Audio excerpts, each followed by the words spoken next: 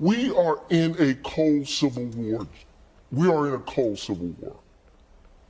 Since the shootings in El Paso and Dayton, the Democrat Party and their cohorts in the media have escalated this cold civil war in an attempt to apparently turn it into a hot civil war. While on one hand, they're talking about healing and bringing people together, on the other hand, they're demonizing half the country as white supremacist terrorists under the command of dictator Trump. We'll tackle all of these lies and more, but first let me give a quick shout out to Daniel Malice. A fellow live leaker, Daniel Malice focuses on calling out Democrat lies and combating political correctness. I checked out a few of his videos, and if you like my content, you'll certainly enjoy his. Head on over there and give him a sub. If you would like me to give your YouTube channel or website a shout out, simply make a purchase at ribtee.com/DroneTech and use the promo code DroneTech. Send me a proof of purchase and I'll give you a shout out. You can also send me a donation on PayPal of $30 or more. Thank you. For days, they were blaming Donald Trump for the shooting in Dayton until it turned out that he was an Elizabeth Warren supporting, Antifa-loving left-winger. So, of course, CNN has to do damage control and downplay politics in that shooting. How convenient. That particular account does contain both anti-police and pro-Antifa posts, as well as extreme left-wing either posts or retweets. However, we should point out that police have not acknowledged that. Investigators are really reluctant to assume that anything from at least 10 years ago would have played a role potentially in this investigation here, or at least played a role as a possible motive here. At least they haven't found anything that would point to this as being either racially or politically motivated, which would obviously be a very significant difference from what's happening right now about 50 miles away. Bernie didn't get blamed for the congressional shooting. Elizabeth Warren didn't get blamed for the Dayton shooting. Islam wasn't to blame for the Pulse nightclub or any other terrorist attacks in the U.S. And Obama wasn't blamed for all the terrorist attacks on police officers that occurred under his administration. But, of course, double standards are at play when we're dealing with Republicans. One example of this insanity came from the hate-filled never-Trumper Nicole Wallace over at MSNBC, when she made the completely outrageous claim that Donald Trump wants to exterminate Latinos. As much as I deal with media misinformation and lies, even this blew my mind. She made these dangerous claims during an interview with another fake journalist, Raul Reyes, who writes for the USA Today newspaper. Both of these demagogues bolstered their fear-mongering by trotting out the debunked lie that Trump called immigrants an infestation, when a simple Google search will show you that Donald Trump was talking specifically about MS-13 gangs. Who would describe gangs as anything other than an infestation? Then he ramped it up again to the invasion, the warning people of the caravan, and words like infestation. What do you do with an infestation?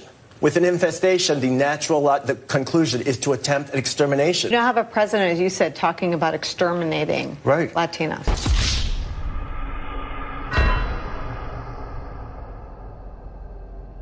What were they thinking? If you convince people that the President of the United States literally wants to exterminate people within the country, what's to stop any citizen from taking up arms or targeting the president or his supporters? Any nutcase out there who's been filled with hate for Trump or his supporters will feel completely justified in taking violent action. Since this was broadcasted, Wallace has walked it back, saying, quote, "I misspoke about Trump calling for extermination of Latinos. My mistake was unintentional." Right, and I'm sorry. Trump's constant assault on people of color and his use of the word invasion to describe the flow of immigrants is intentional and constant. She can't even apologize without spewing lies. There is no constant assault on people of color by Donald Trump. Yeah, he criticizes brown and black people in the exact same way that he criticizes white people. Apparently, Trump doesn't hold back based on someone's skin color and actually treats people equally. In the eyes of the left, the Democrats, and the propaganda media, apparently brown and black people are above criticism. So what's the evidence of these claims? Yes, Trump has used the word invasion to describe what's happening at the southern border, and he would be completely right. The definition of invasion is, quote, "an instance of invading a country or region with an armed force." Well, it's not that, but it is an incursion by a large number of people or things into a place or sphere of activity, or an unwelcome intrusion into another's domain. Millions of people flooding across our border illegally for years on end can only only be described as an invasion. There's nothing about that word that inherently inspires violent actions.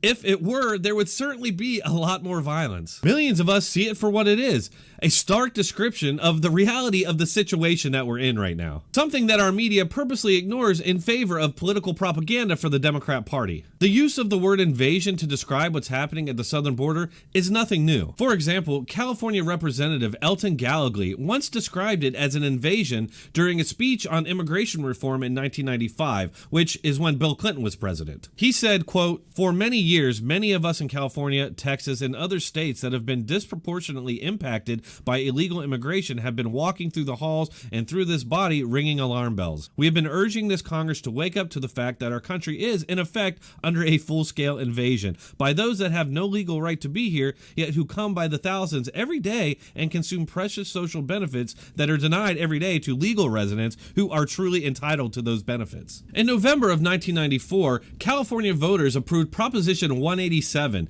which requires publicly funded healthcare facilities to deny care to illegal immigrants and to report them to government officials. Supporters at the time argued that, quote, "an invasion of illegal aliens is bankrupting California and that free health care and education are magnets attracting illegal immigrants." Or how about in 1995 when the U.S. Border Patrol conducted tests on how to deal with an influx of illegal immigration, which it described as an invasion. It was described that way by Dutch Steenbacker, who was an assistant chief Border Patrol agent under the Clinton administration. Ironically, at the time, Mexico's undersecretary disapproved of these tests, saying, quote, "Conditions in Mexico, with all of its problems, are stable.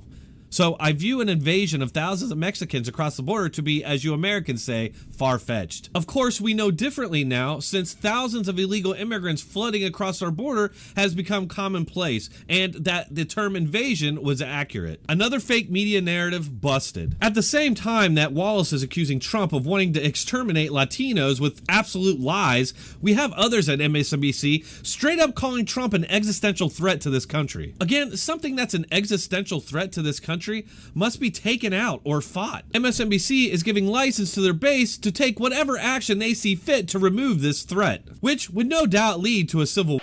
The president's cultivation of racist ideology and his racist definition of what the U.S. is for pose an existential threat to what the country's nature should be. Even if there was no violence, it's still vile. Like, it's calling people an invasion, calling them an infestation, like that language is dehumanizing and unacceptable. If you've watched my videos for a long time now, you know that for years I've been saying that the left is particularly dangerous because they seem able to rationalize anything. I've always suspected that this would eventually lead to the suppression of political opposition to the left, and eventually a civil war, and both seem to be inching closer and closer. With the Democrats and their media now claiming that anybody who supports Trump is a de facto white supremacist. Will white voters vote against Donald Trump because he's racist?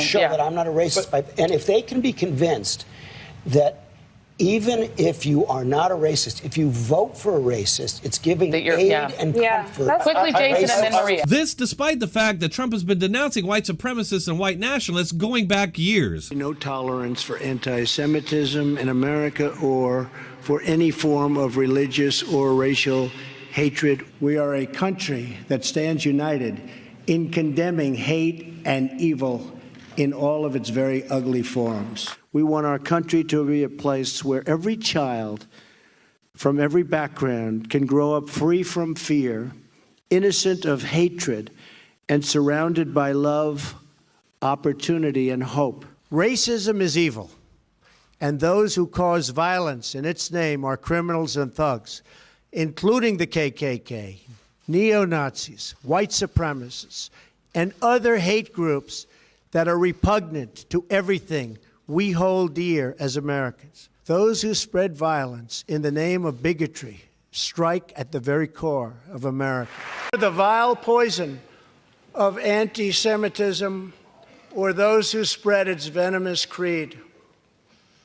With one voice, we must confront this hatred anywhere and everywhere it occurs. Besides the Democrats and their media, we now have Hollywood nut jobs stoking the flames and seemingly directing violence towards Republicans by claiming that they're somehow complicit in the actions of a lone violent nut job. Raging moron Stephen King chimed in to accuse Mitch McConnell of being complicit in these shootings without providing a single shred of evidence to back up that claim. Twitter has also allowed a hashtag that has been threatening violence towards Mitch McConnell to trend, and all of this during a protest at his house where a woman was threatening to stab him. A CNN contributor, Wajat Ali, actually tweeted out support for the violent threats, saying that it restored his faith in America. Twitter allowed all of this to happen without any bans or deleted posts, and at this moment, the hashtag is still active with many tweets threatening violence against Mitch McConnell. CNN and communist Bill de Blasio have been doing their part to downplay and excuse the violent tweets, saying that if Mitch McConnell doesn't like it, maybe he should just fall into line. He is being called Massacre Mitch right now for a reason. Unless Mitch McConnell likes that phrase, Massacre Mitch, he has got to bring the Senate back and bring this legislation to the floor. Isn't it interesting that all of this is happening after the collapse of the Russian collusion hoax and after the failure of the Mueller hearings? It would seem that Democrats and their media always have another trick in the bag. What we're seeing unfold here is the continuing effort to stigmatize, demonize, and ultimately outlaw all dissent and political opposition to the left. They want one-party rule where they can advance their far-left political agenda without any debates or pushback. It's a dangerous time where half the country is going to increasingly lose their ability to participate in the Democrat process, which can only lead to one outcome. That's all I have for you today. Please hit that like button, subscribe, and share this video wherever you can. The vast majority of videos that I upload are all demonetized, so I still need your help. If you would like to support this channel, please consider subscribing to me on Patreon or Subscribestar. You can also send me a donation on PayPal. Thank you.